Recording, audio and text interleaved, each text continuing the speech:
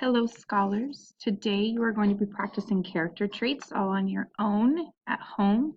And the standard is describe characters in a story, for example, their traits, motivations, or feelings, and explain how their actions contribute to the sequence of events. So this is an anchor chart about character traits. The words we use to describe characters in a book are character traits. Characters can be intelligent, humorous, ambitious, talented, trustworthy, and many more. Ask yourself, how would I explain this character? So I want you to think about your favorite book. Who is your favorite character in that book?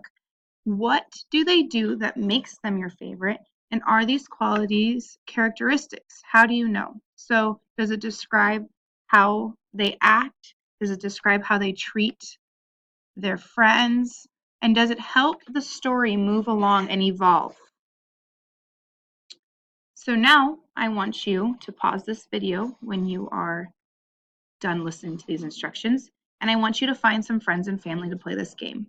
You're going to get some paper and you're going to write character traits from the anchor chart on the earlier slide, and you are going to get your friends and family.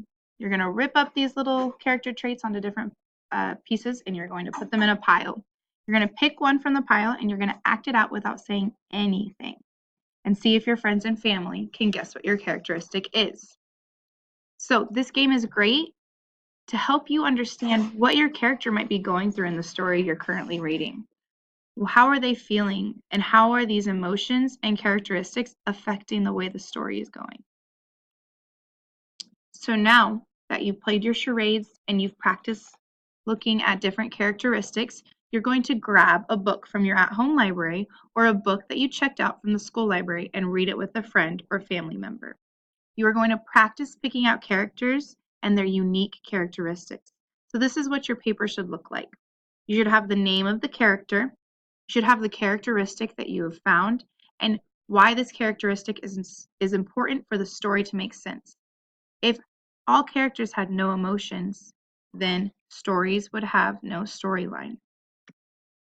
And then finally, we're going to talk about this more in class. This is the best part of the lesson this week. You are all going to be put in groups in your Google Classroom, and you're going to create a play involving characters and characteristics. It is important for characters to show characteristics because it helps the story evolve and give the reader or the viewer a better idea of what the character is feeling and how they react to different events. So, I want you to go through this PowerPoint, pause it as you need, and do these activities to help you further your knowledge in what characteristics are and how you can find them in the stories you read.